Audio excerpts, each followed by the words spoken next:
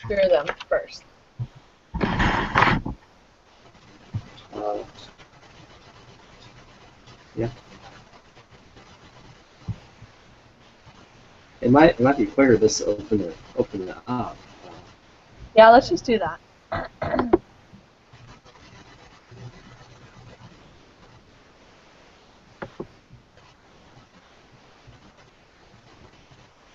Okay, so yes, I did attend the group meeting. Brand, were you able to? Did you look over it at all? Yeah. Um, I just looked over and read through it. I actually haven't filled it out yet, though. Okay. So.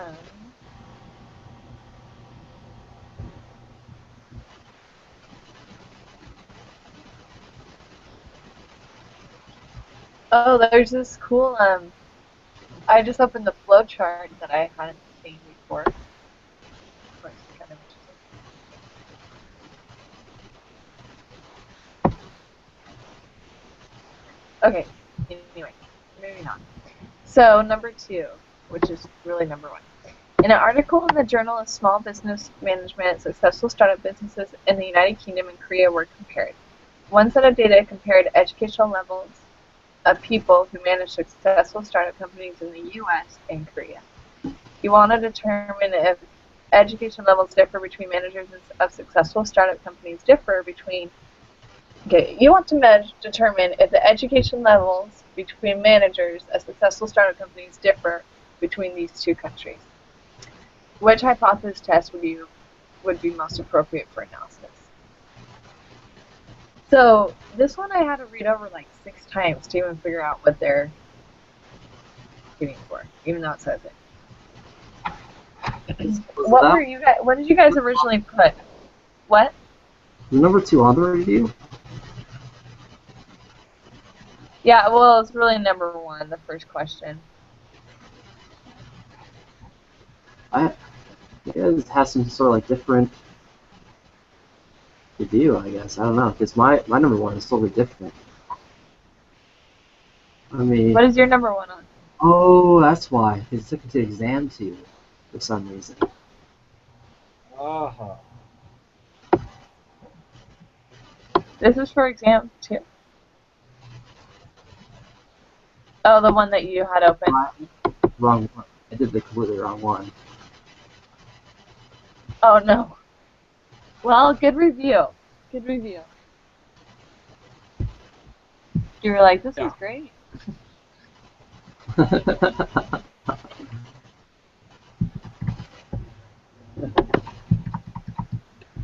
Well, let us know when you open it up. Or I guess you still have it open, right? This quiz.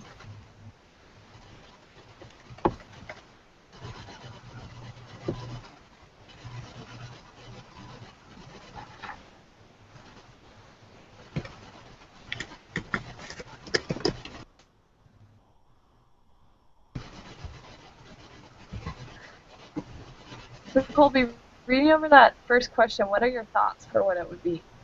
Because I'm just going to stop talking. My page froze. So. Oh. Yeah, I'll open Okay, that. Brand, do you have any ideas? No, I'm not too sure. I really struggle with these. I always get these wrong on the homework. I'm not sure. Okay, Like, with that so. one, I was thinking it was the independent, the.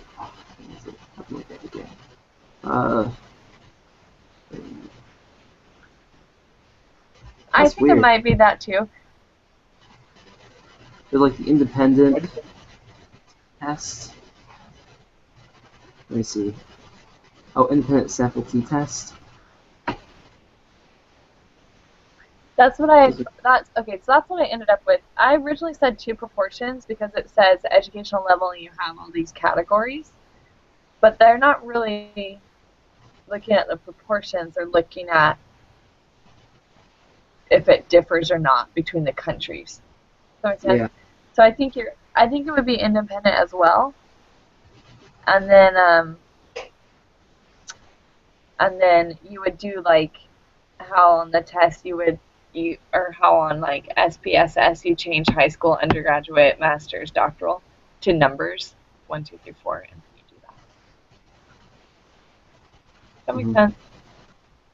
So Yeah. okay, yeah. Anyway, I thought it was independent after. So do we just put in the letter? Oh, in the answer D. bar, type the letter. Okay, so D. Oh, this quick question. The link I went to, to get the review, it took me to like exam to review. Oh, really? Yeah.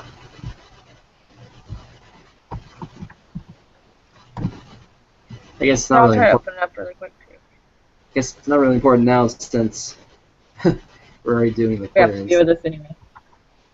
Yeah. That's kind of weird. When I didn't open up any file. I just clicked on the link. Is that what you did too? My internet is so slow.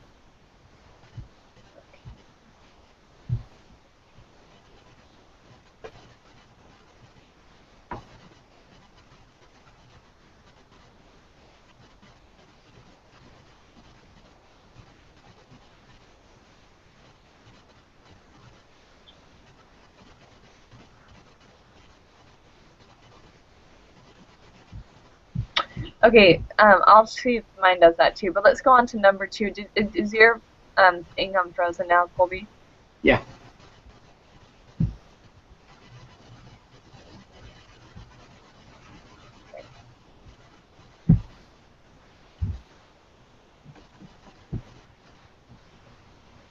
That's weird. Mine. I just clicked on the review for exam 3 in less than 20, and it took me there. Yeah, I don't know what's happening. Yeah. Oh no, mine froze. Please don't freeze. Please don't freeze. Okay. Can someone read number 2 out? My computer just froze too. Come on. Yeah, I can read it. Ready? Awesome. Yeah. An article in the Journal of Small Business Management, Successful Startup Businesses in the United.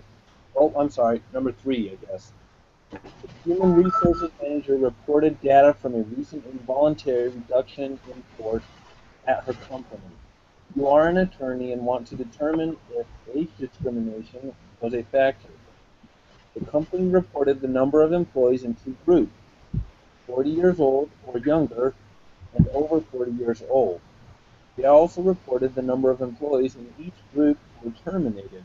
We want to determine if both age groups were treated equally. Which hypothesis test would be most appropriate for the analysis? Ooh. So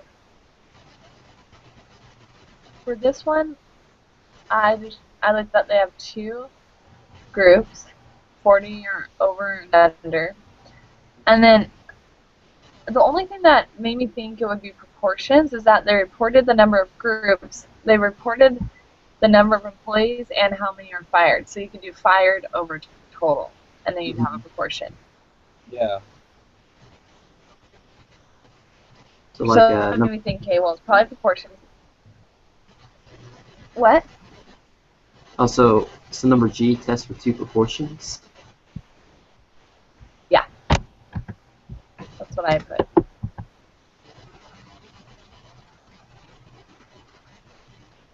A few of these, like, honestly, the first time I read them, I was like, oh, independent. And then I was like, wait, what? No, it's... Anyway, I was surprised by how many times it took me to, like, reread them to figure it out. Mm-hmm. But you guys are doing great. Anyway, a survey was conducted by a group of state lotteries. A random sample of 2,406 adults completed the survey. A total of 248 were classified as heavy players. Of these, 152 were male. You want to determine if the proportion of male heavy player lotteries is different than the proportion of males in the population, which is 48.5. Which hypothesis test would be the most appropriate analysis? I think it's definitely. I said one proportion. Yeah. Yeah. What? I said, yes, that's what I was thinking. Good. Yes is all round. I'm putting down F then. So D, G, F, right? Mhm. Okay. A student project compared the effectiveness of two different combination locks. One of the locks turned clockwise, another one turned counterclockwise. They've asked 25 students to participate in the study. Each student was given the combination to each lock and asked to open them.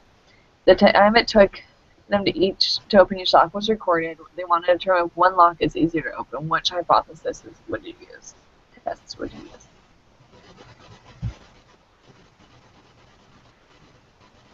Okay. Thoughts, comments, questions?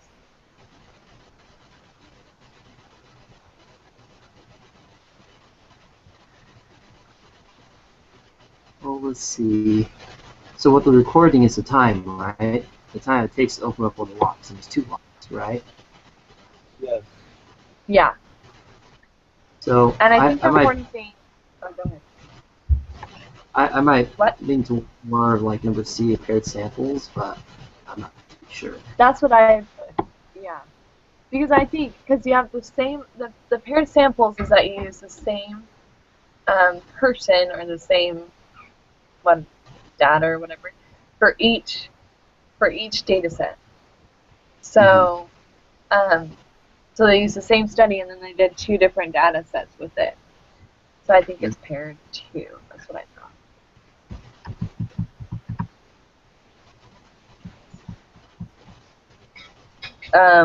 Does that sound okay for you, Brand? Yeah. Thumbs up? I could not come with a better idea, so yes. Okay. Weight gain during pregnancy of the mother is an important indication of infant health. A simple random sample of pregnant women on Egypt, Kenya, and Mexico was used to determine weight gain during pregnancy differed in these two countries. Which hypothesis test is most appropriate for the analysis?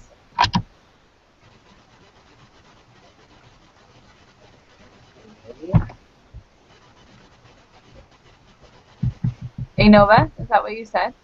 Yeah, Yeah, I can see that. I can't think of anything else. I should have got a better idea. No, I think that's the only one because it's three means. It's got to be that. And they're recording the weight gain. So. Yeah. Okay, so now they're doing confidence intervals, and it's essentially, don't we pretty much find what test you use and then that would indicate what confidence interval you would use? Oh yeah, so.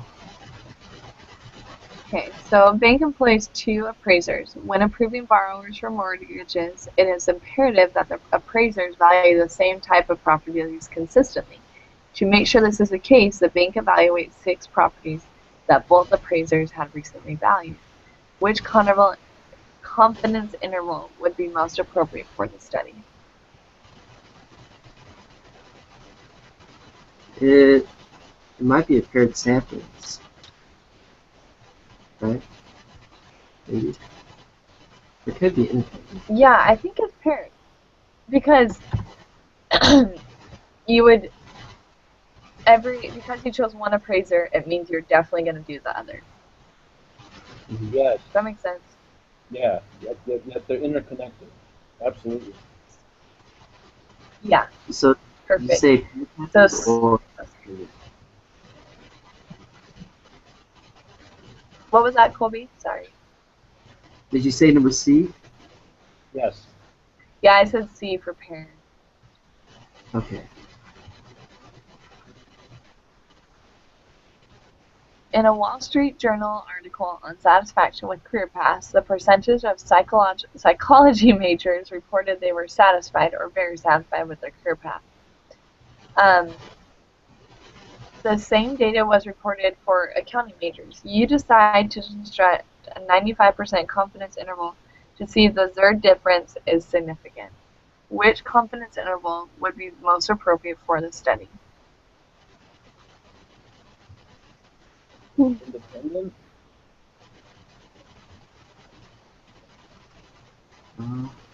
Yeah, I think it's independent. It's the only thing I could think of that would make sense to me. Yeah. I think it's independent too. So Let's- essentially, if Go ahead. oh, go ahead, what?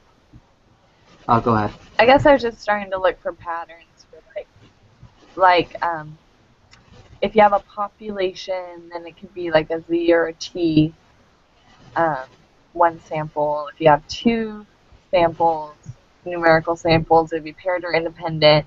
If you have more than two, it's going to be ANOVA. If you have a proportion, you know what I mean? I'm just trying to look for, Yeah. I don't know, things like that. I'm kind of, because I can see it as a proportion maybe. It just depends on how they're accounting for the data. It just depends on how they're recording everything or collecting data. Oh, that makes sense. Yeah, that's true. Yeah, it looks like there's Oh no. options. Satisfied or very satisfied. So Oh, that's a good point.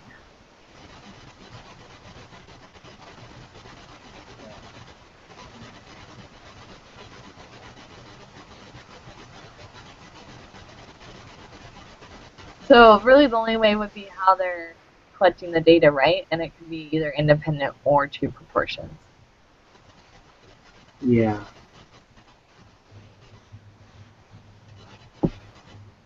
Well, it says that they reported it in a percentage. The percentage of psychology majors were reported of one of these two.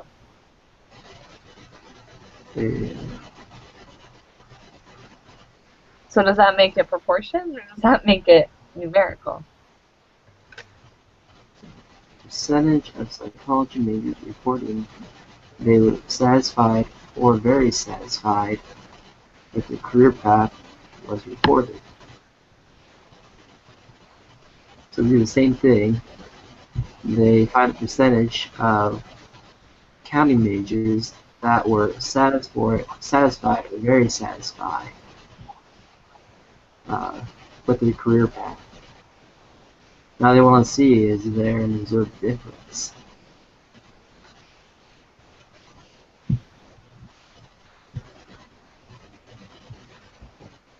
Mm-hmm. So I guess I don't know if it's proportions or not yet. The difference, are they talking about psychology majors and accounting majors, or satisfied or very satisfied?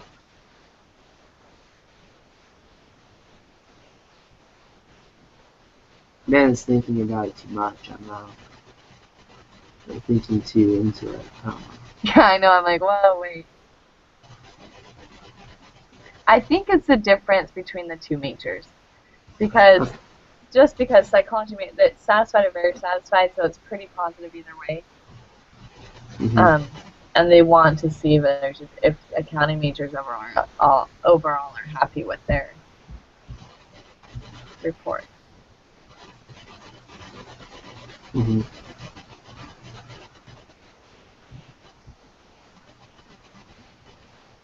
So what do we? So I guess I'm still wondering though, is because it was reported in a percentage, is it a proportion? Well, Or a the way you'd find that percentage is that you would, you first of all have all your samples, total amount of people who you collect data from, so those answers, and then you would have, the people that are satisfied, number those people. So that number, satisfied divided by the total sample size, to give you a percentage. It's out of the whole sample, satisfied or very, very satisfied.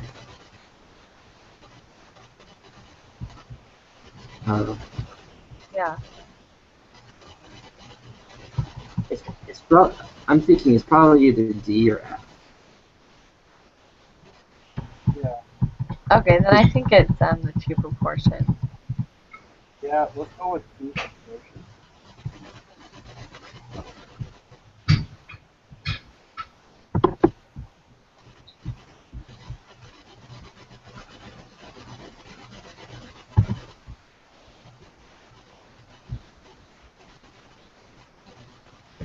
Okay, so 10. Double stuffed cookie or Oreo cookies are supposed to have twice the filling of regular cookies. You decide that you want to see if that is true. You take a sample of 55 double stuffed Oreo cookies and measure the amount of filling in each one. You need to construct a confidence interval to estimate the true mean, filling out the double stuffed Oreos in order to compare it to the filling amount in regular Oreo. Okay. Let me read that again. You need to construct a confidence interval to estimate the true mean filling of the double stuffed Oreos in order to compare it to the regular Oreos. Which confidence interval would be most appropriate in this?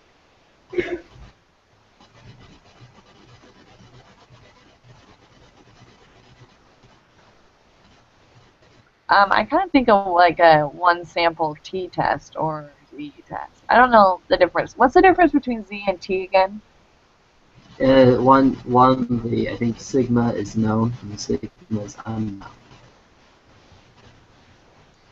So. I think t is the sigma is unknown, right? Yeah. And z is sigma's known. But for both of them, the population mean is known. Oh yeah, for both of them. Yeah, both of those are known.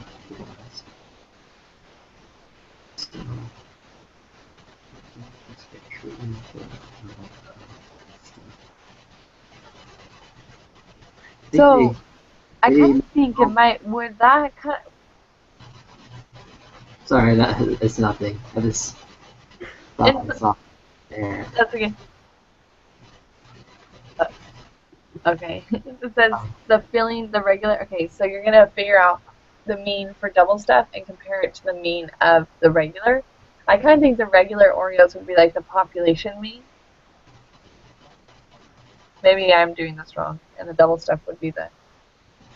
Yeah, actually, I don't think that. Let's see. It might be... I would think it's like a one sample t-test. Did they tell you that? Let's see.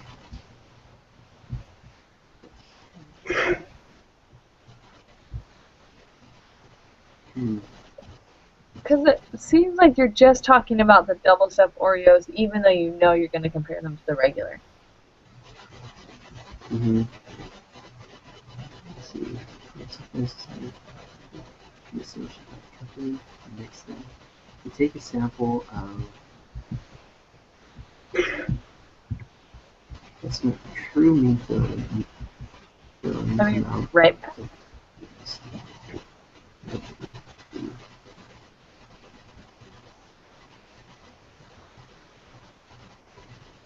Okay.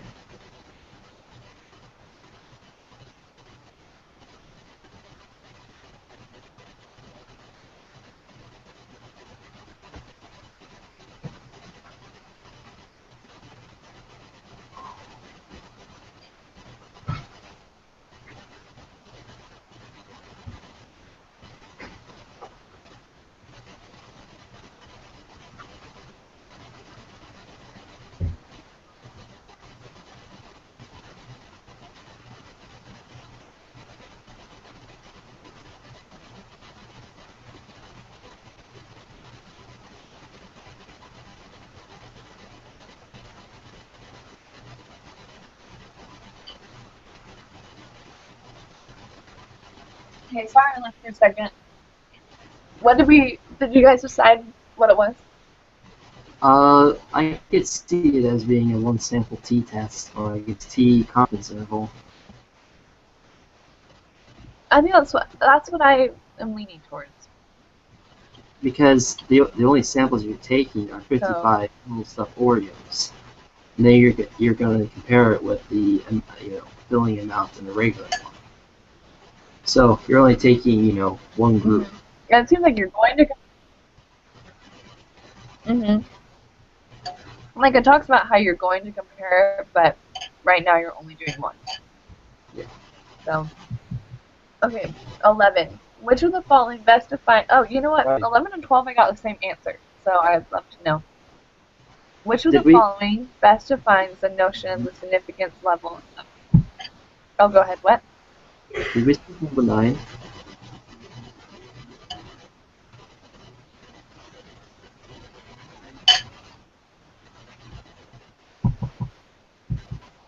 I had said F, Nope.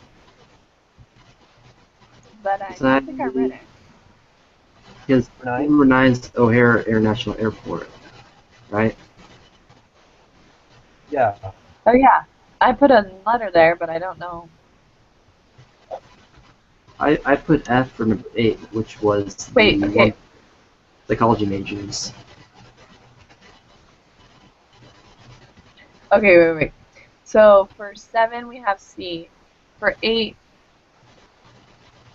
we did the 2 proportions, Yeah, number F. Yes. right? Okay. Okay, then 9 I skipped over. Good eyes. Okay, so O'Hare International Airport in Chicago has a reputation for having a large proportion of its flights being late.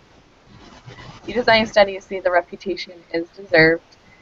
You find the average on-time rate for all international airports is 70%. You collect data and determine the on-time rate for O'Hare. You decide to construct a confidence interval for its on-time rate compared to the national average.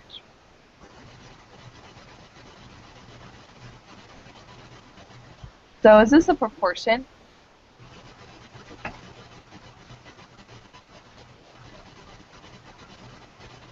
Let's see. They're having a large proportion of its flights being late. So, the average on-time rate for international airports in the U.S. is 70%.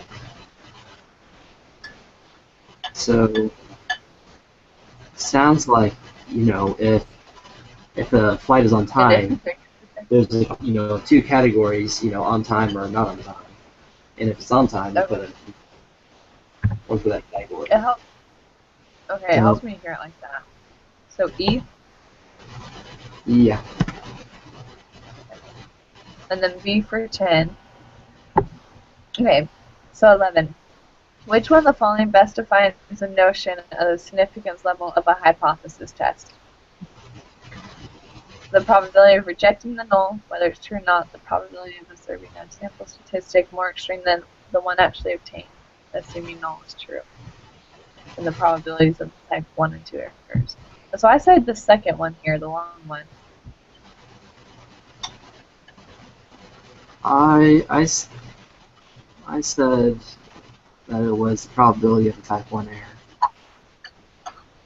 Oh, really? Yeah. That's what it shows? That's for 11, number, I don't know which one it is, but for me it's number C. So, okay, that I'm not probably totally right. So when it says alpha, that alpha sign, it's really showing the probability of getting a type 1 error. I think so, because type 1 error is when you reject the null, when you reject the null hypothesis when it's actually true. I don't know, am I right about that? So they're saying there's a 5% chance you're gonna reject the null.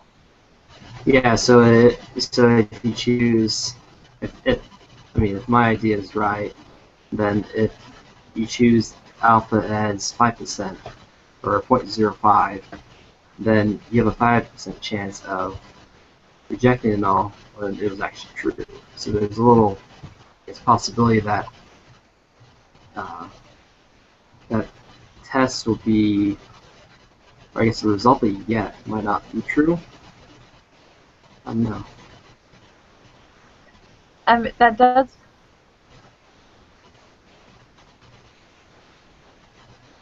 does make sense.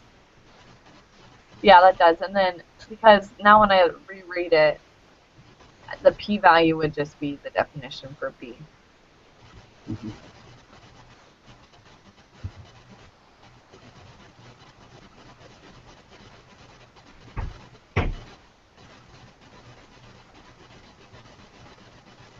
So then for 11, I put B, or 12, I put B. Yeah. Or the really long answer. Oh, hold on.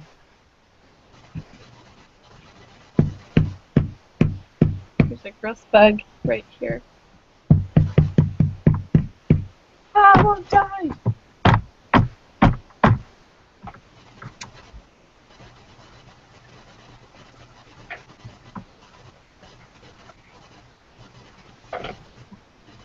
Ah, gross.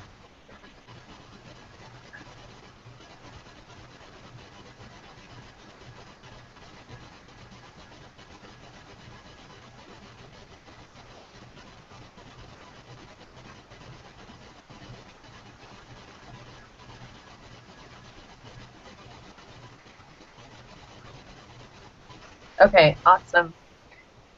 So 13. You suppose you create a 95% confidence interval for a mean and get 10 and 20. You've been told to report this by saying something like, we're 95% confident, but the true mean is between 10 and 20. Exactly what does this mean?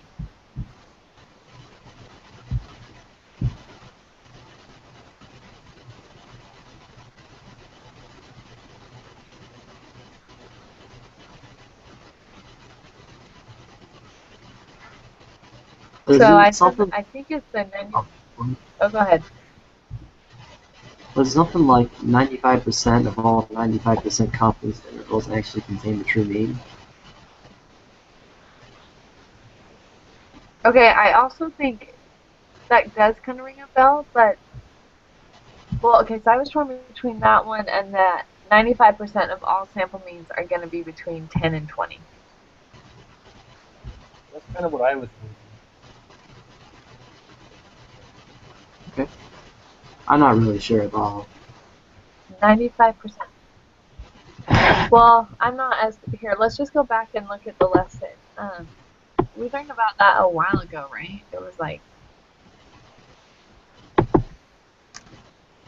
because we can't we use notes, guys? I don't want to be cheating here if I'm not. Oh, I don't know. Hold on. I think it says. I think it says at the beginning of the quiz, but.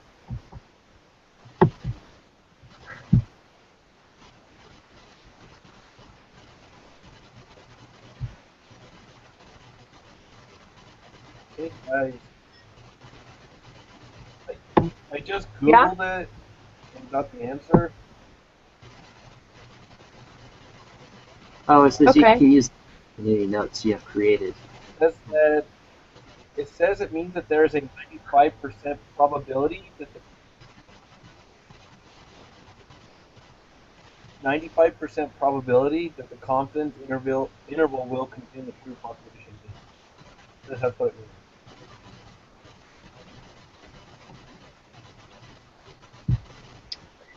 Yeah, and I feel like so in the question, I feel like that's the example they gave. You've been told that this means something that we're 95% confident that the true mean is between 10 and 20%.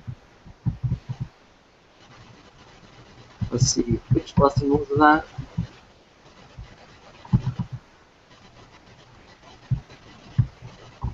What?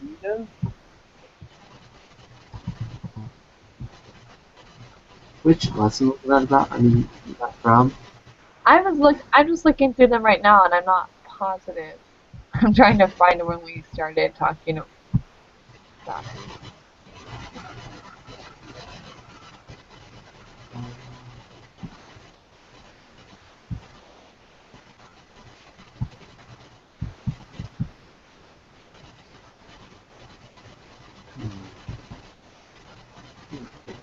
Yeah, Claire, but isn't that the same way as saying C? What C says? It basically sums up the same thing.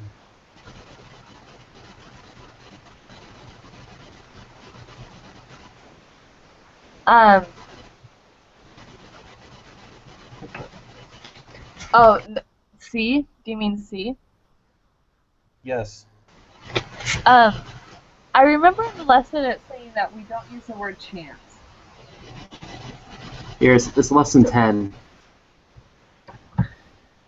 Oh, that's the lesson I was.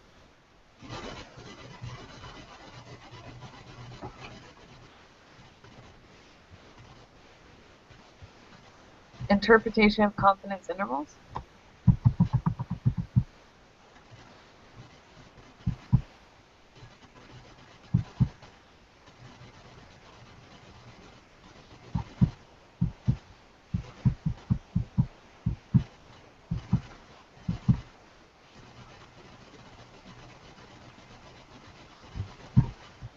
Okay, so the word confident implies that if we repeat the process many times, 95% of the confidence intervals we would get would contain the true mean. It does not imply anything about whether or not one specific confidence interval will contain the true mean. We do not say that there's a 95% chance or probability that the true mean is between 2.37 and 3.171. That's either true or not true. Interesting. So it's D then, right? Or what? It's whatever that 95% of 95%. Yeah. Oh, okay, 95% of all 95%. Like an mouthful. Okay, so that's I'm going to write that down really quick. So, confidence interval. So 95% confidence means nothing about the actual interval. That was interesting to me. So all those other options are almost false because they're talking about that one. Well, the other three, I just noticed right now, the other three are talking about probabilities. But they're worded in a different way. Uh-huh. Oh, maybe not. But I think B and C. But at least that last one. Yeah.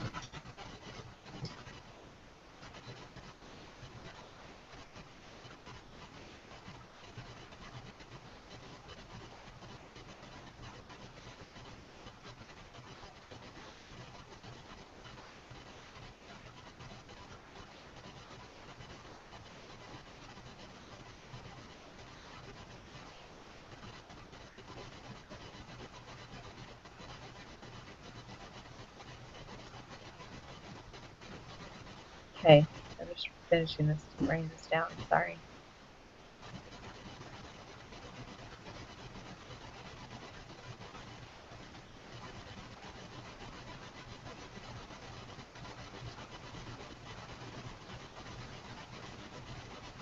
Okay, so number 14.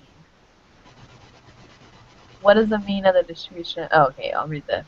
You take a simple random sample of 100 adults from the town of western United States to determine the proportion of those in town who invest in the stock market. Assume the unknown population, the proportion, or percentage of people in town who invest in the stock market is 0.3%.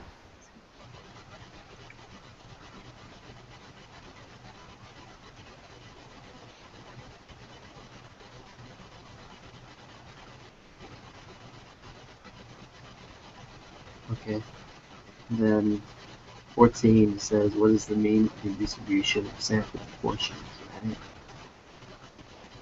Sorry, I was still finishing my sentence. Yes. That is,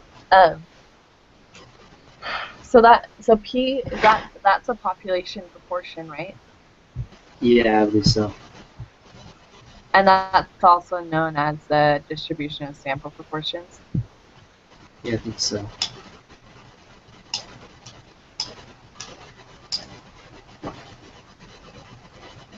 Okay.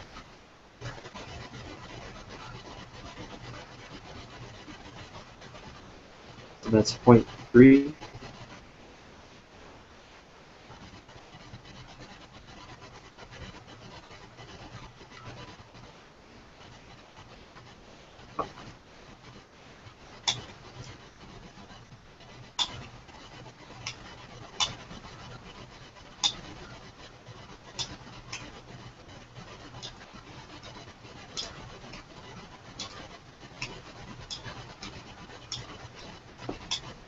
Okay.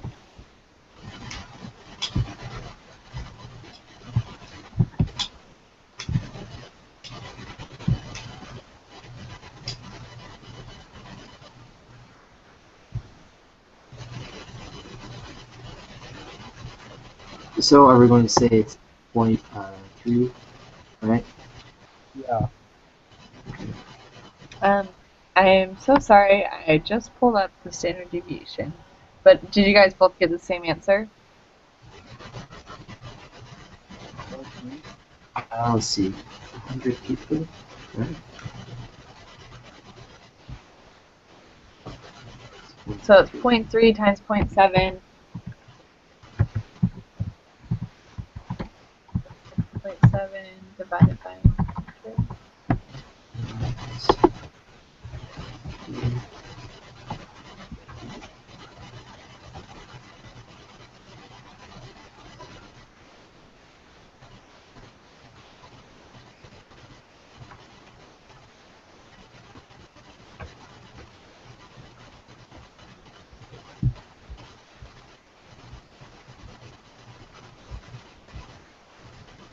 Well, I didn't get any of their standard deviations, did you? I got 0.4. Just kidding. I did. 0.046. Yeah. Yes. Okay, I lied too. That's what I got. I just misread it. What is the probability that your random sample of 100 adults will have a sample proportion less than 0.25?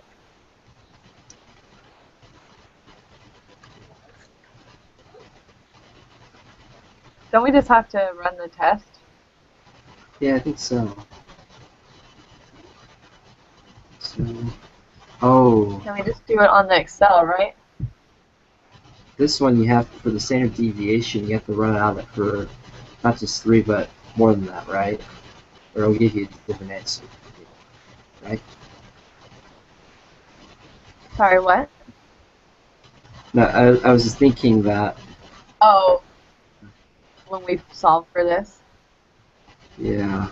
Because I remember we encountered this problem last time. We just took it to 3 decimal places.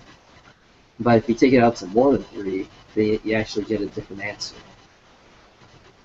Oh yeah, because it's so particular. Is this the one where you can just plug it into the one proportion test? Guess you could. But Or do I think all I had to do was do like a just like just the Z score? Okay. Yeah, I think you're right, and I think that's easier overall because we don't have all the data to just plug it in.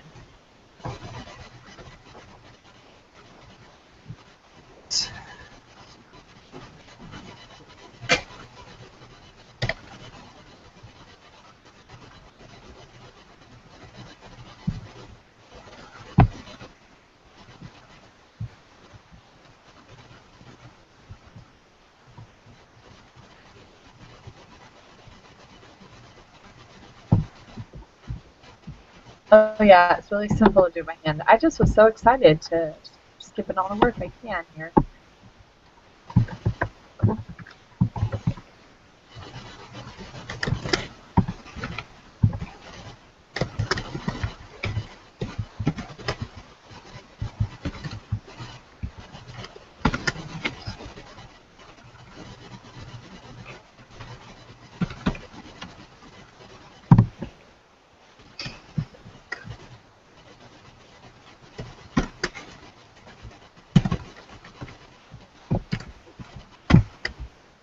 Okay, I got a negative.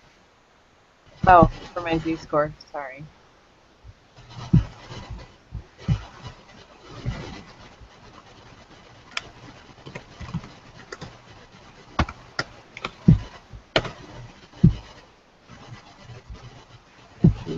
And now it's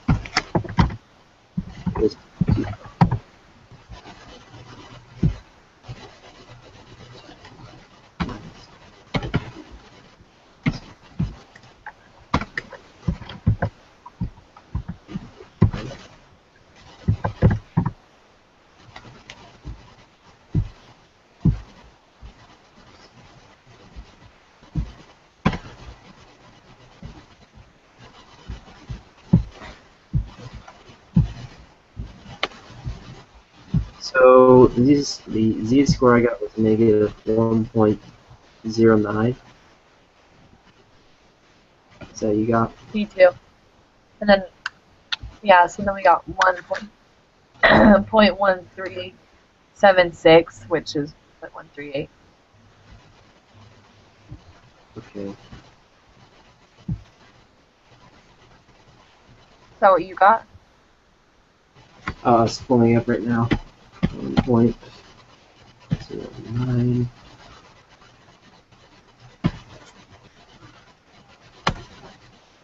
Let's see. It was less than. So it's left.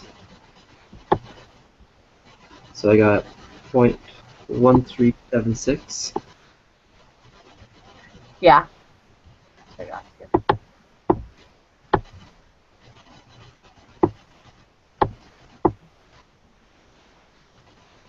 So 0.138.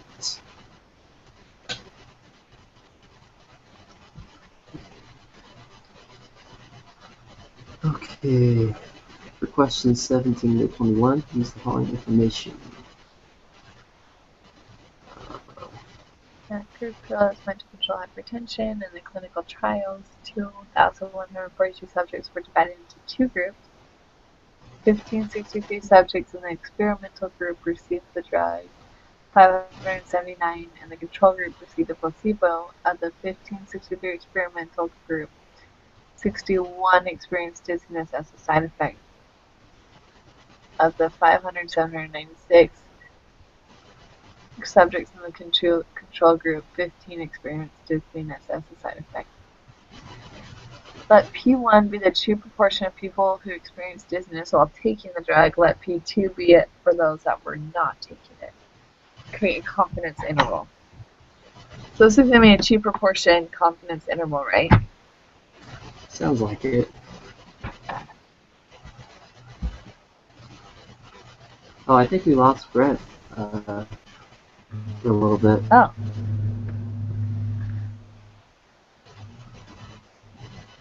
Come back. Wonder how long he's been gone. Yeah, I'm wondering that too, poor guy. Yeah. Nothing Oh, personal. Oh, I'm here. I disconnected. You what? Can you hear me? What did you say, Brent?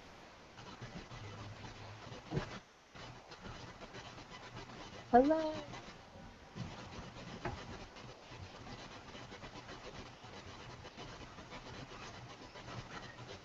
Well, hopefully we'll hear from him soon. 5, 60, 63. Let's go into group.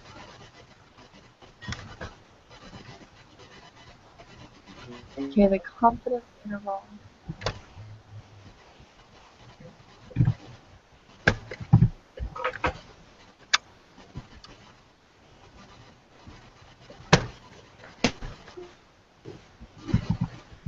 The control group is 579.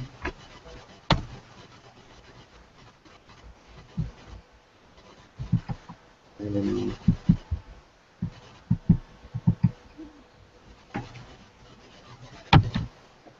the C1 in the experience group. Okay, I'm so sorry.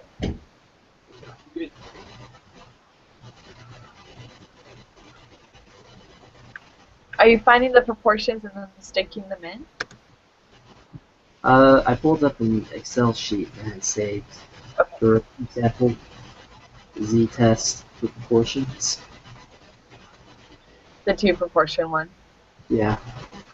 Okay, that sounds good. I was like, I think there's an equation, so I went all the way back and then I just found it and I'm like, I don't think we ever had to do this huge equation. This means that an Excel sheet. Yeah, I'm like, whoa. I don't think I have to do this. The P1 is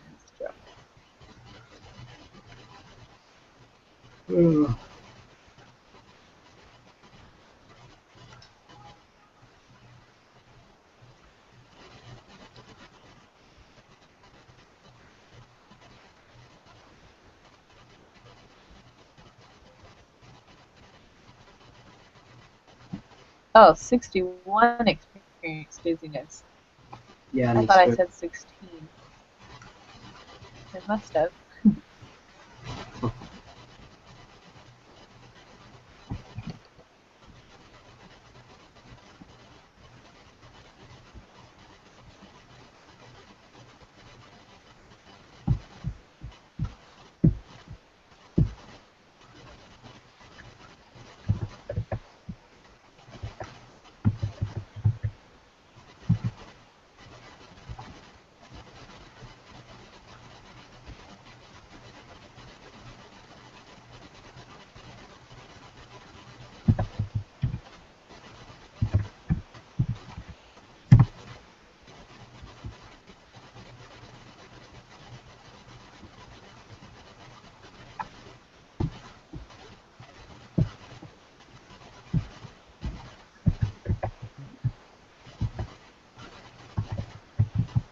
Hmm. Is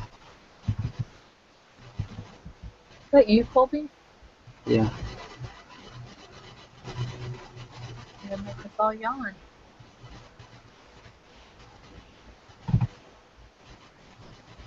Okay, so I got my confidence interval.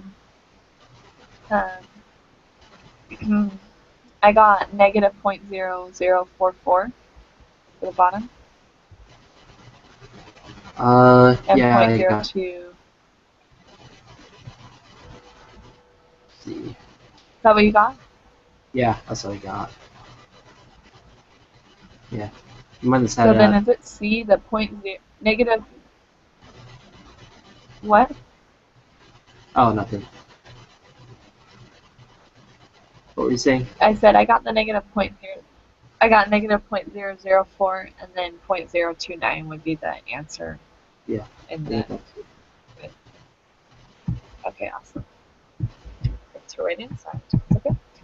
Perform a hypothesis to see the proportion of an experimental group who experiences dizziness is different than the proportion of the controlled group.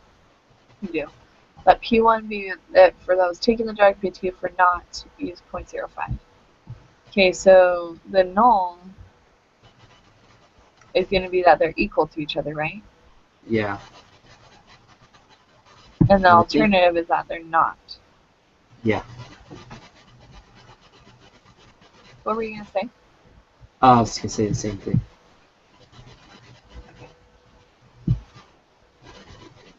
So, what is your test statistic? 1.458. Me too. And our p-value 1.44.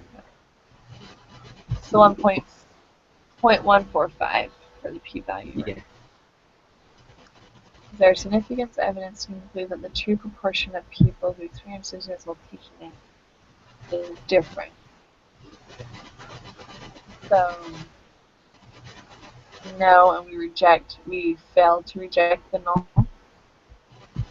Yeah, our alpha is at 0.05, they got 0.145. So, let's see, there is sufficient evidence to conclude that the proportion of people who experience dizziness while taking here is different from the proportion of people who experience dizziness while not taking. So, I think it's no, I failed to reject. Yeah, which is like the second to last option for you. Yeah. Perfect. A survey was conducted of 1,279 randomly selected adults 18 over.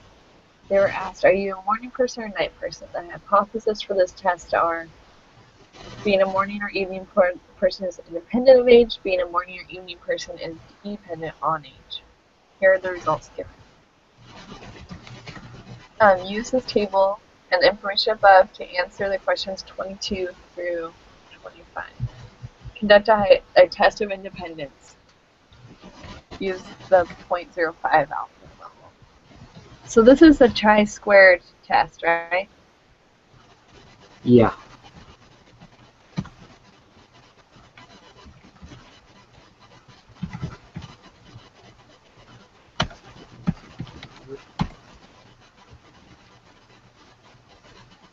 that you, Bran?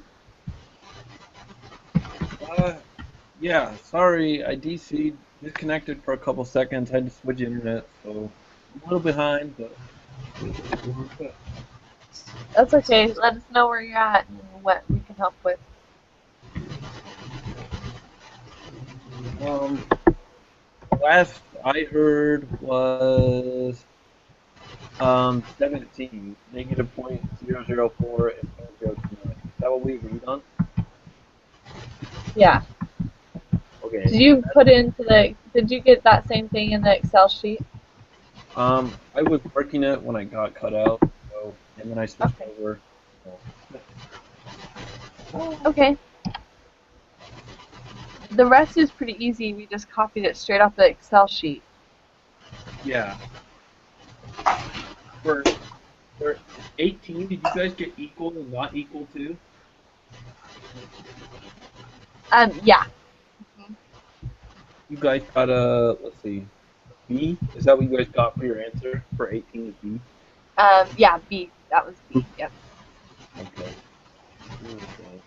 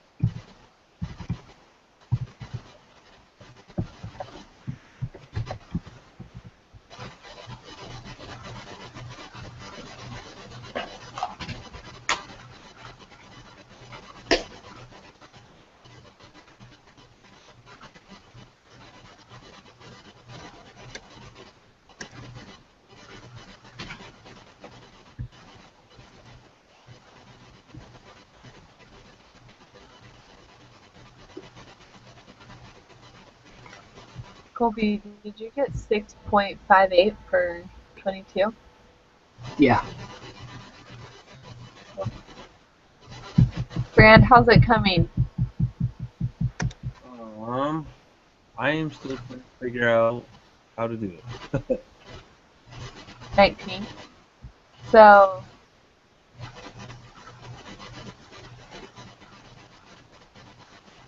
this is the one that we just stuck that into the Excel sheet, right, Colby?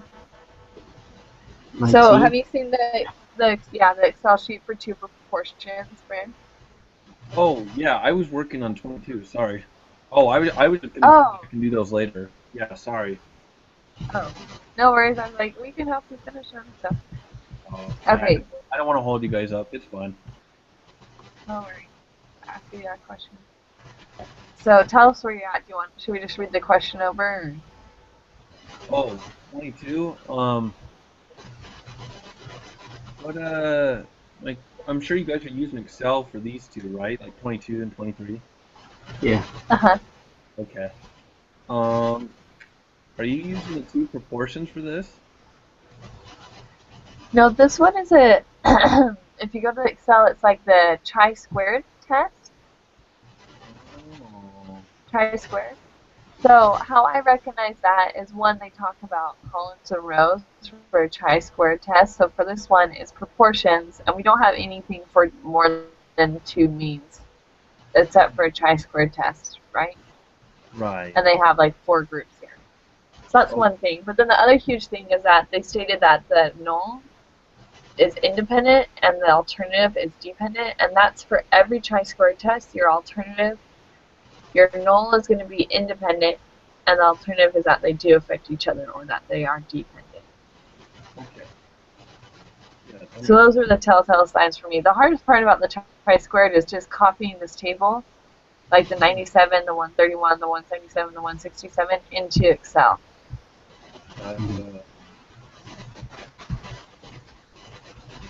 okay. I should have known that. All right. I'm inputting.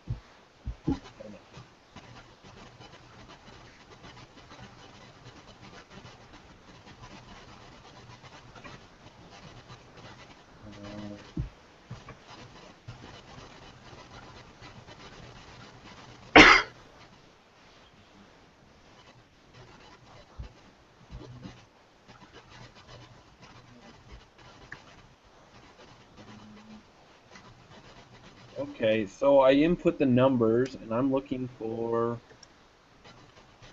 Uh-huh. the test statistic. So I got 9.38. Is that what you guys got? A little off. So what did you put in like column 1 and row 1? Oh, it's because I didn't delete row 3. Sorry. Okay, just said. Oh, that's okay. Didn't look at that. Okay, I got a different test statistic now. Um, where did it go?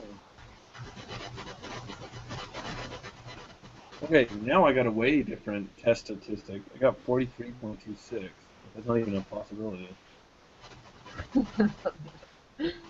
So, okay, so in row 1, column 1, you put 97, Uh-huh. and then right underneath it you put 131, Yep. and then column 2, under row 1, you did 177, Yep. and then 167 underneath that, Yep. and then you did 210 on column 3, row 1, Yep. and 200 in column 3, row 2, Yes. 210, and then 190, Yes. I did. I did. and there's nothing else in the columns? Um. Aha. It didn't total it because I didn't move my square yet. That's ridiculous. Okay. Oh, dang it. I got 6.58. Is that what you guys got? Yeah, that's the right one. Yay. Okay, sorry about that. No, it's okay. At least now we know exactly how to do it.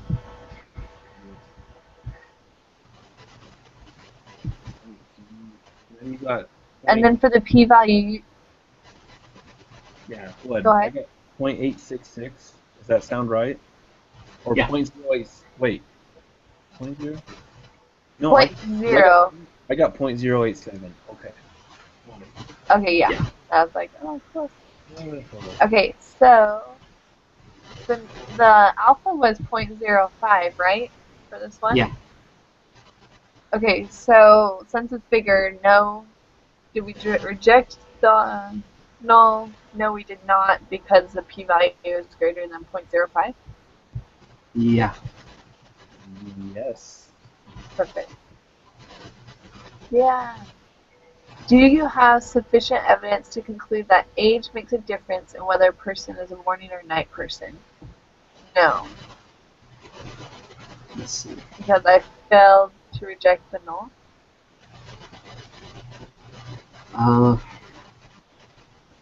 This is the one that has always has tricky wording. Let's Yeah. see. The he has sufficient evidence to conclude that age makes a difference in whether a person is, well, So essentially this is saying, do you have sufficient evidence to conclude that age is dependent or has a dependent relationship on morning or night persons?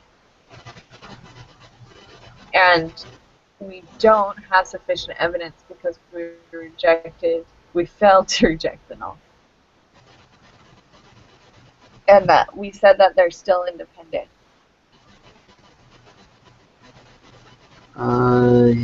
yeah. So number C, right? So the very last one. Yeah, mine's the very last Oh. one. No, I said no. I said no, I failed to reject the null. No. Yes.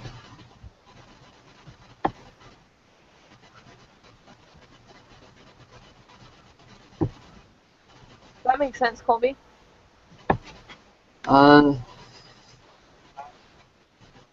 So we're saying, I think it does. I just It's okay, remember. go ahead and read it down. You can break it down again there. So let's see if to reword it. I guess the correct statement would be that there is insufficient evidence to conclude that a morning person and evening person is not independent, right? is not what? Not. So we have Dependent? insufficient evidence to conclude that being a morning or an evening person is not.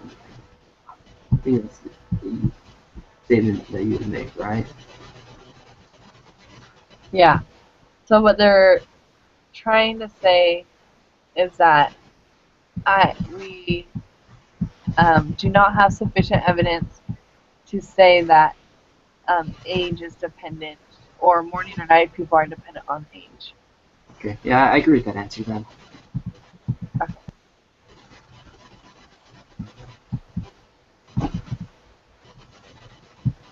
Okay, the next one. Where is this? Oops. Okay, question 26 and 27. A recent book noted that only 20% of all investment managers outperformed the Dow Jones Industrial Average over the 5-year period. A random sample of 200 investment managers that had graduated from one of the top 10 business programs in the country were followed over a 5-year period. 50 of these outperformed the Dow Jones Industrial Average. Let P be the true proportion of investment managers who graduated from one of the top 10 business schools who outperformed over a 5-year period. Okay, so based on the results from the sample, a 95% confidence interval P is this. Okay, so just to go over, P is 0.02, right? No, P is 0.2, and then P hat is 0.05, or 0.5. Sorry, I keep saying that wrong. I think, let's see, 5-year period. Oh, 50 of those outperformed. Yeah, probably. Yeah. Okay, so you said P hat was So, 0.05. 0.05, yeah.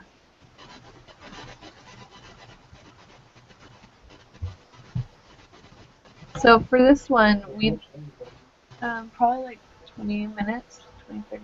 How many more do we have?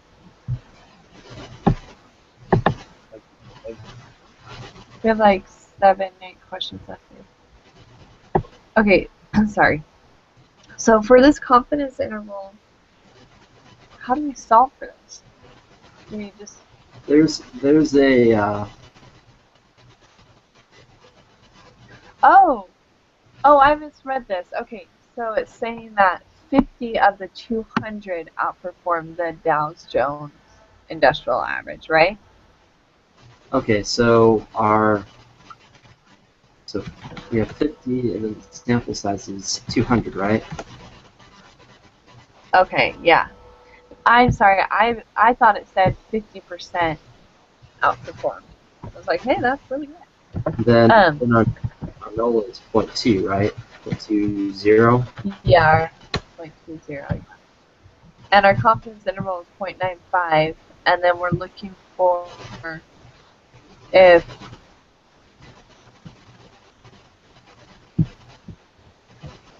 P is greater than.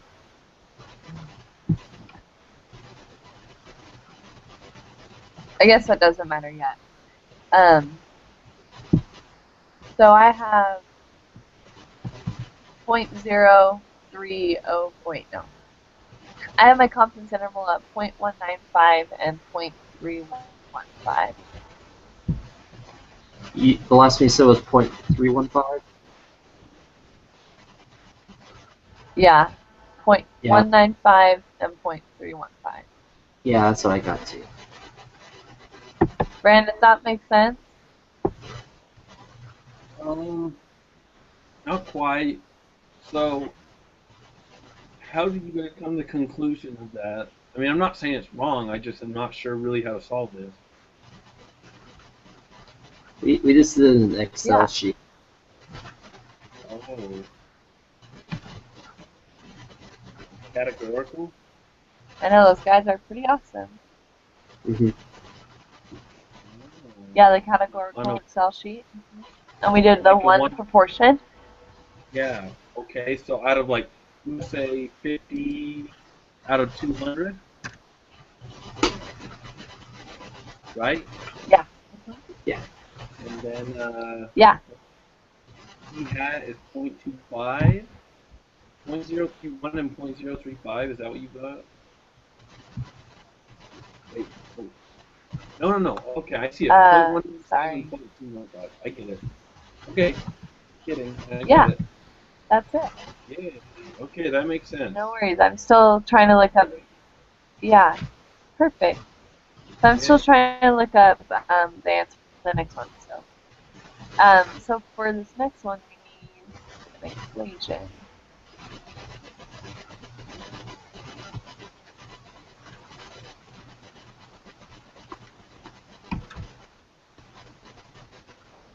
Hmm.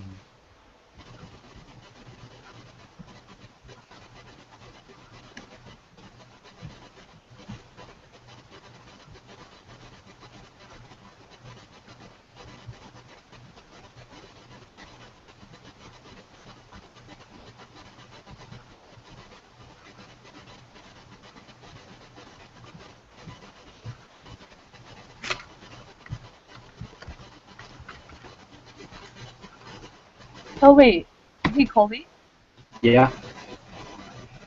are you doing that equation for no prior p estimate is given? Uh, the prior. Wait. What do you mean? Um, I was just looking on the lesson 17 when we got the sample size calculations for proportions. Oh yeah. And it says, remember how that one time we couldn't get the answer until we used the second equation? Okay. So they tell us. Might be the first one. They tell us use the prior estimate of p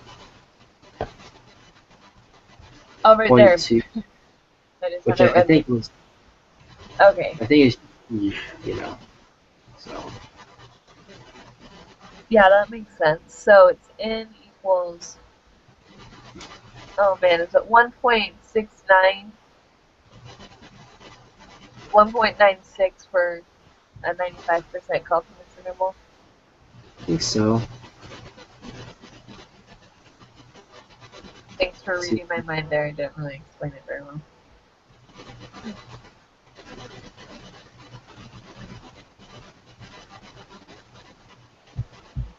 Alright.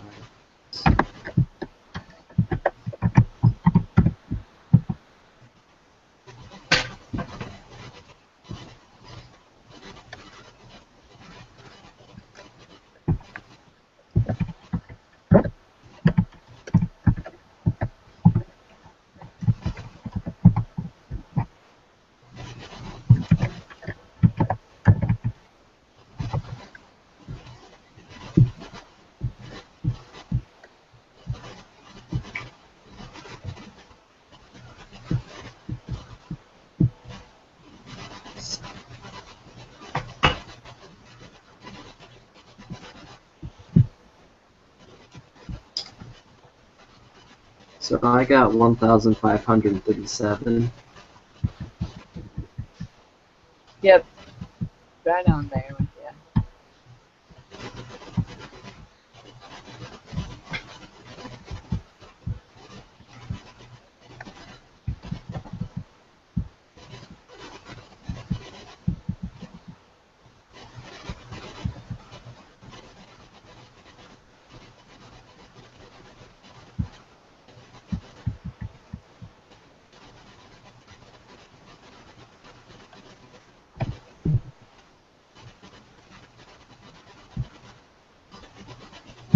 Okay.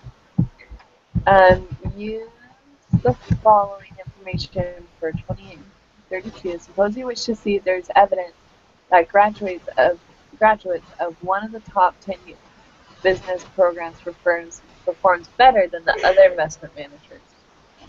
Conduct a hypothesis test.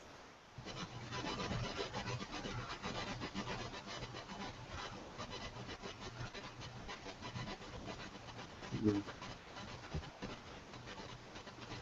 Okay, which of the following would be most appropriate for the addressing the question? So P equals 2, and P is bigger than 0.2?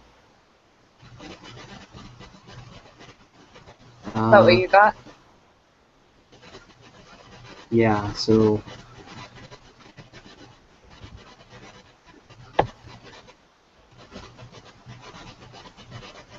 yeah, so that's the third one, right? Yeah. Hey, I have a quick question. So what is Yeah. the Yeah. difference between the third one and the sixth one, you know? Because I guess one's the null and one's the alternative, but how do you know which one goes which way? You know what I'm saying? Yeah. So the null is saying like the null is like the status quo.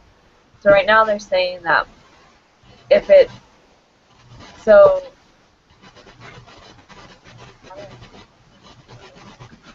the null is essentially saying there's no difference. They're all the same. So Okay. this guy wouldn't be anything better. He would just be equal to 0.2. Okay, it's just like the standard, I guess you would say. It's like the standard, exactly. It's like the population that you'll already have. There's Uh-huh. only a few of the tests that null is not like the standard. For Uh-huh. example, you know that chi-square test that I mentioned, where Yeah. that in that case the null is independent and the alternative is always dependent, like a sentence independent, sentence dependent. Yeah. But Okay. anyway, so that's kind of interesting. Okay. No, that makes sense. You're right. You're right. You're right. Thanks for that. Okay.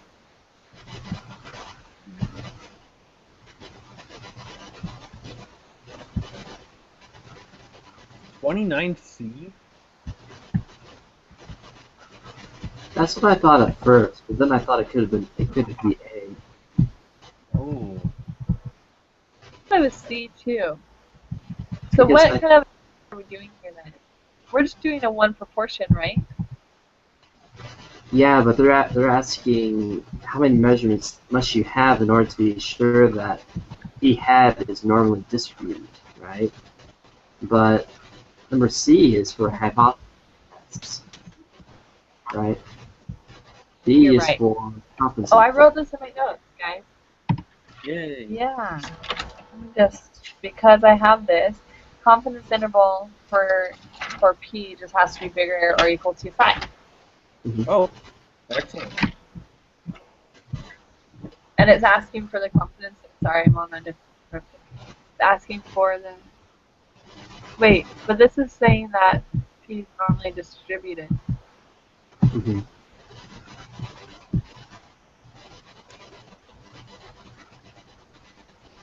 How do we know it's normally distributed? How do we know? Yeah. Well, we have 200 samples. I'm taking 200 samples anyway.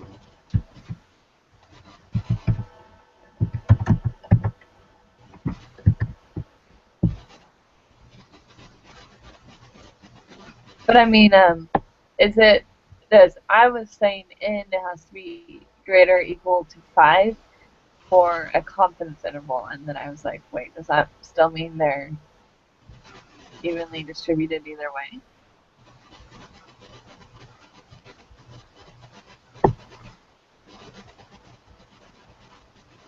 Hmm.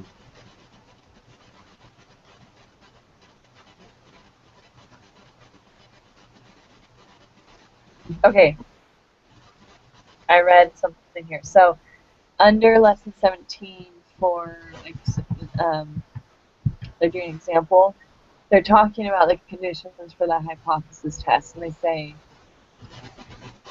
if the requirements are satisfied, then P hat is approximately normal with a mean or the population mean and standard deviation of this. Okay. I wish I could find where it talks for the confidence, but I don't see it here. C sounds reasonable now. Okay. That sounds good. So that was a good thing to catch there. Okay, the test statistic value, so we gotta plug it in here. So,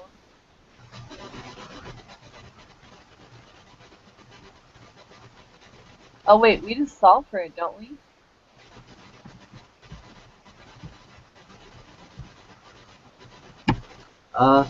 Yeah, I think we have all numbers already plugged in for it. So, for my z-score, I got 1.768. Oh yeah, we are. Yeah, 1.768, yes.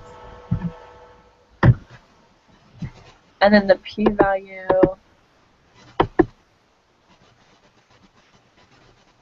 0.0385.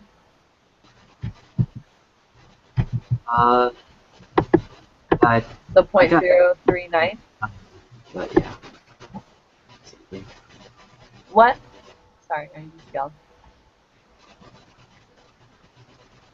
So B? Hey, do we plug this into the one proportion test? Uh-huh. Okay. Yeah, and it should be the one that the information you already plugged in before. Oh, okay. So your test statistic was 1.768? Yeah. Yeah. Hey. Is that what you got? Yeah, we're good.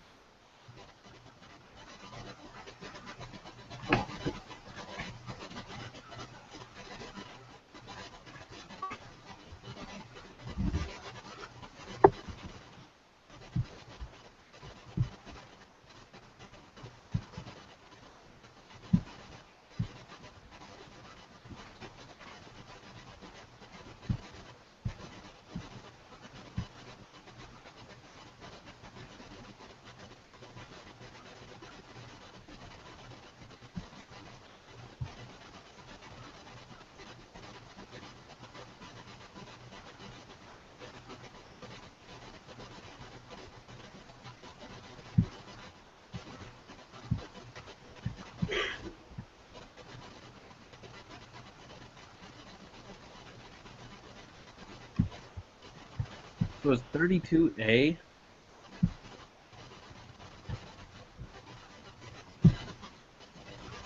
Yeah, I think it's A. Is that what you put, Colby?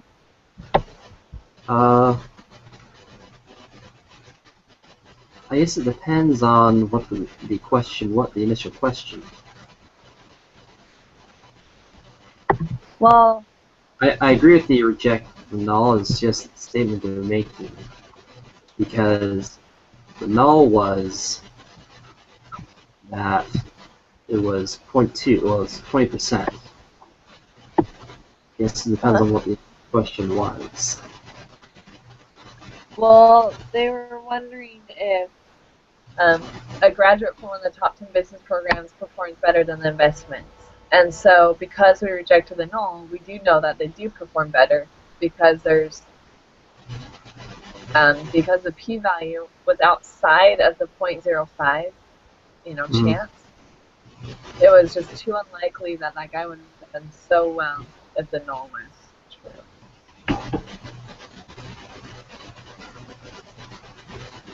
Oh, okay. I think I see what you're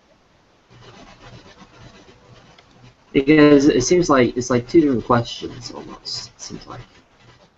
I don't want to get all tripped up. Yeah, but I think they should. No, yeah, I think we're overthinking it a little bit. Although I do understand because last quiz or whatever quiz it was, we got it wrong. But I think it should go with: is there sufficient evidence? Yes, I rejected the null always. Or no, I failed to reject the null. Because because here they're saying, is there sufficient evidence to conclude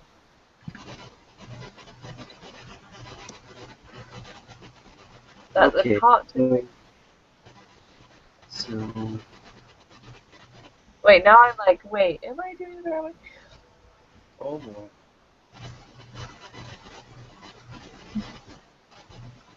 Okay, Okay, so yeah, I think I get your point, Colby. So, go ahead. our alternative is uh, it's greater than 0.2, right? So that would be referring to the investment That they managers are better. who formed the Dow Jones, right? So it's greater. It's actually greater than 20%. Uh-huh. But the sample they took was a random sample of 200 investment managers that had graduated from one of the top 10 business schools in the country. Yeah. So, is there sufficient evidence So to it's saying, is there enough? go ahead? Oh, go ahead. I was just going to do the same thing. Is there sufficient evidence to conclude that the graduates from the business school perform better than others? And yes, there is enough evidence because we rejected the null. Right? I think so. Or it's saying, is there It- it- sufficient is there sufficient evidence to conclude that the alternative is true?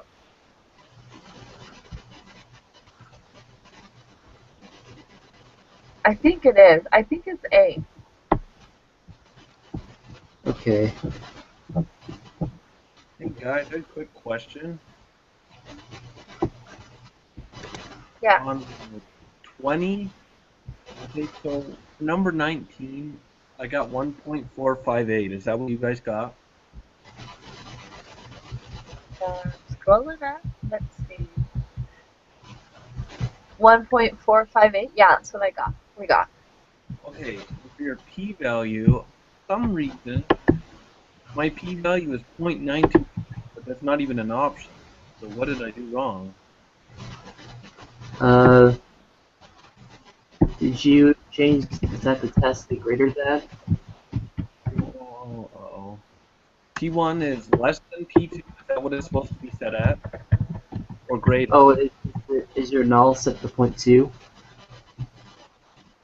Oh, no, it is not.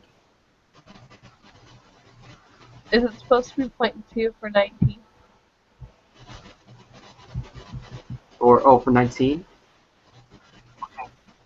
Yeah, Oh, or I was 18.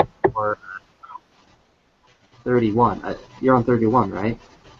Oh no, I was doing 21, sorry. Oh, We were.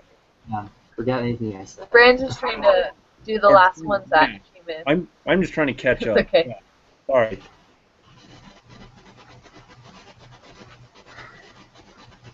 So, what one were. Okay, so, what did you have? Just put it back to how it was before you changed to 0.2. And then, Okay. My p-value is 0.928, but that's not even a possible p-value, you know what I'm saying? what? Sorry, say it one more time. Your test statistic is. Okay, so my test statistic is 1.458.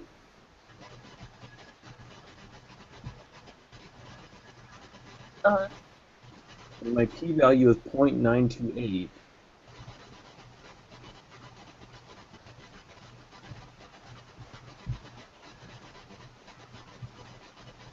um, that's odd. Let's see. Did you put? Is this the one where you click it into the applet, right? Like, are you using the applet to find your p-value or the Excel? I can't remember. Oh, I'm using Excel. Okay, sorry. Are you on the 1 or 2 proportions? I don't remember how we did this one. I'm on the 2 proportions. Okay, I am with you. So your p-value is really high. Yes. So what type of test did you put in under the input section? Okay. For X1, I put 61. And for N1, I put Uh-huh. 63. Uh-huh. And for X2, I put 15. 15, 79. Yes. Okay, then what do you have for your confidence level and the type of test? Type of test, I have, okay, confidence level is 0.95. Woohoo. Type of test is P1 is less than P2. Okay, there's the issue. So if we go back to the question, what does it say again? So what did you put for your answer for 18? For 18, I put P1 equals P2, and P1 is not equal to P2. Okay, so perfect. So your test needs to see they're not equal. So on the Excel sheet right now, there should be like a little drop down arrow next to P1 is less than. Oh, yes. So you're not testing to see P1's less than 2. You're testing to see if they're not equal to each other. Oh, And whatever is in that type of test, that affects your p-value box, because essentially that type of test box that you were just looking at, that's yes. pretty much telling you what part of the curve you're shading in. Oh. Okay. So did you get Because 0.1? I mean we're not shading it by hand right now. Yeah.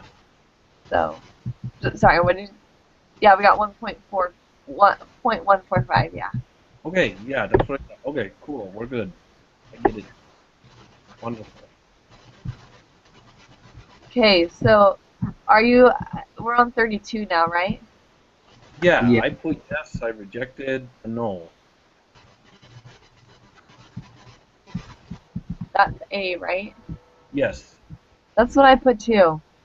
Is that what Colby put? Okay, should we go for it, guys? Sure. I'm gonna hit submit before midnight. Oh boy.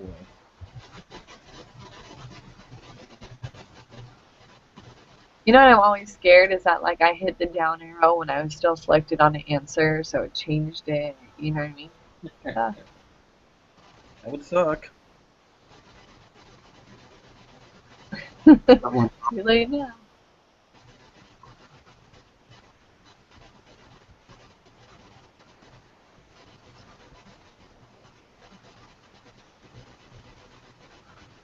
Mine is still submitting.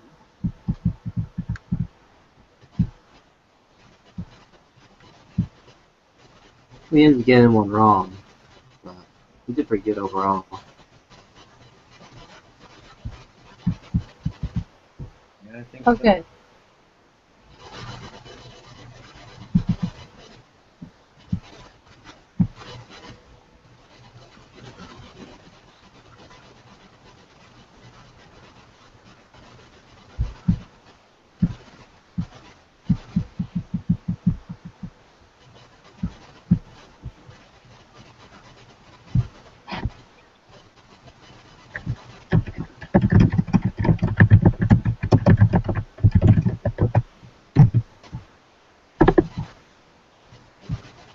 Oh, please submit. Please work.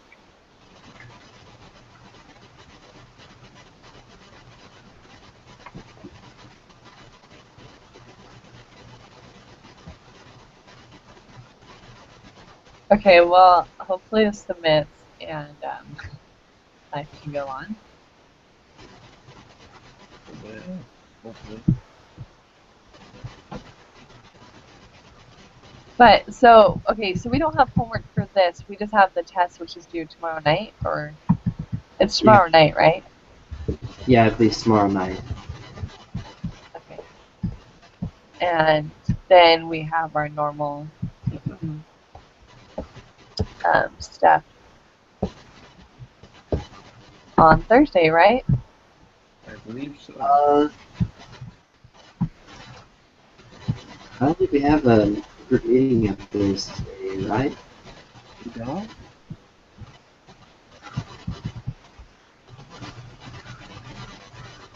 Doesn't look like That it. would be so sad.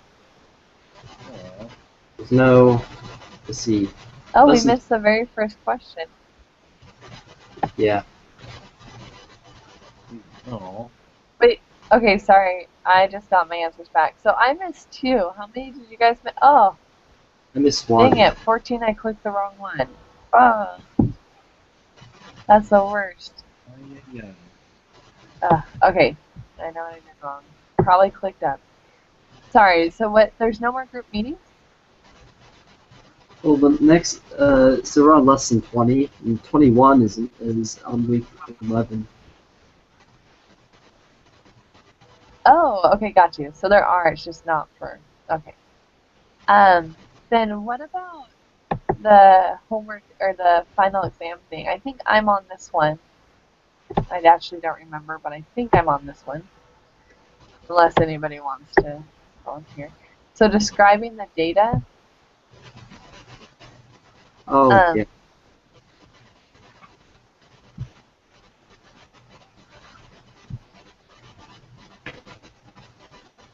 Let me just open it up really quick and I'll just make sure I can answer all the questions.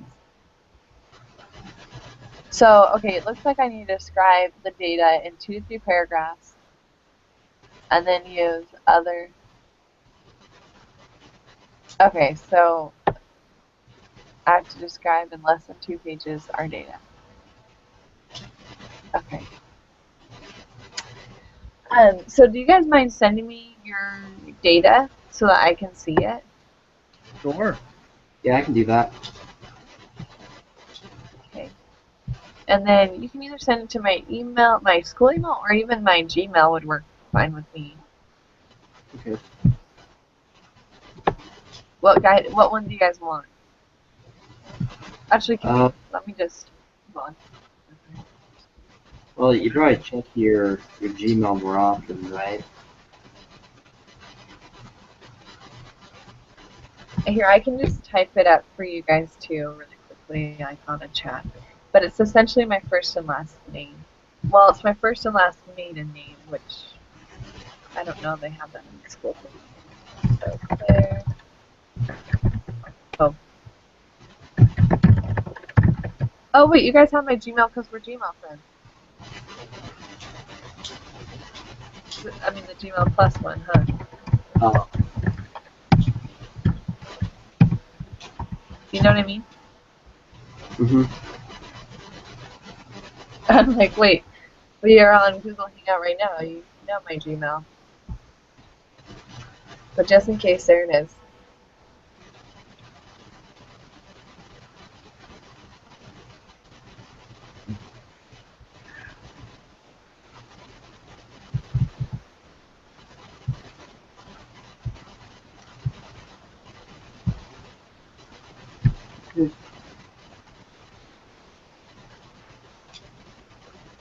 Okay, perfect. Well, any other? Oh,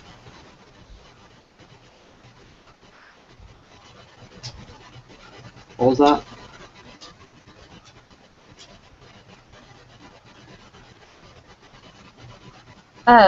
Are we good? Are there any other questions, I guess? Oh, yeah, no. I don't have any questions.